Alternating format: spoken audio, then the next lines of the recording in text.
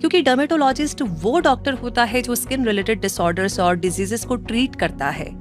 एक dermatologist skin, hair, nails और कुछ कॉस्मेटिक प्रॉब्लम्स को भी ट्रीट करता है। और अच्छी बात यह है कि जिस तरीके से स्किन के प्रति लोगों की अवेयरनेस तेजी से बढ़ती जा रही है, अब लोग स्किन डिजीज को अवॉइड करने की बजाय डॉक्टर से कंसल्ट करना पसंद करने लगे हैं और इसे जरूरी भी समझने लगे हैं। ऐसे में इंडिया में डर्मेटोलॉजिस्ट के लिए काफी स्कोप बढ़ता जा रहा है और आप अगर वीडियो को पूरा जरूर देखें। तो चलिए शुरू करते हैं और सबसे पहले डर्मेटोलॉजिस्ट के रोल्स एंड रिस्पॉन्सिबिलिटीज के बारे में जानते हैं, ताकि इस प्रोफेशन से रिलेट कर पाना आपके लिए आसान हो सके।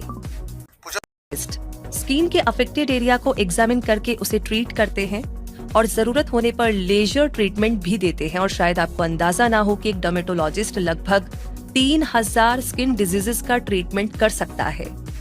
ऐसा नहीं है कि केवल टीनेज में ही सारी स्किन प्रॉब्लम्स आया करती है, बल्कि स्किन प्रॉब्लम्स तो न्यूबॉर्न बेबीज से लेकर के 100 साल या उससे ज्यादा उम्र के लोगों में भी होती है, जो अलग अलग तरह की हो सकती है।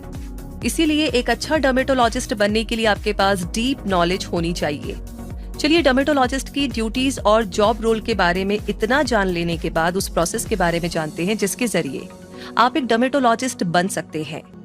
एक सक्सेसफुल डर्मेटोलॉजिस्ट बनने के लिए आप में इन सारी स्किल्स का होना जरूरी है।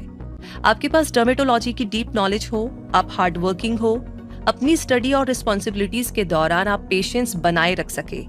और अब जानते हैं डर्मेटोलॉजिस्ट के लिए रिक्वायर्ड एजुकेशनल क्वालिफिकेशन के बारे में। डर्मेटोलॉजिस्ट बनने के लिए आपको 5.5 साल की MBBS डिग्री लेनी होगी, जिसके बाद 3 साल की पोस्ट ग्रेजुएट डिग्री MD इन डर्मेटोलॉजी कंप्लीट करनी होगी।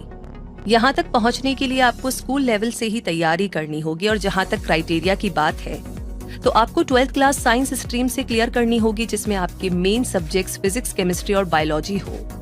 इन कॉम्बिनेशन में आपके पास बायोलॉजी की जगह बायोटेक्नोलॉजी सब्जेक्ट भी हो सकता है। इसमें मिनिमम 50% यानी कि 50% अग्रीगेट मार्क्स होने भी जरूरी है। इसके बाद आपको NEET UG में वैलिड स्कोर गेन करना होगा। इस एग्जाम में अपीयर होने के लिए आपकी मिनिमम एज 17 साल और मैक्सिमम एज 25 साल होती है, इसका भी ध्यान रखें। एंट्रेंस टेस्ट क्लियर करने के बाद आप 5.5 साल की ड्यूरेशन का MBBS कोर्स कंप्लीट करेंगे।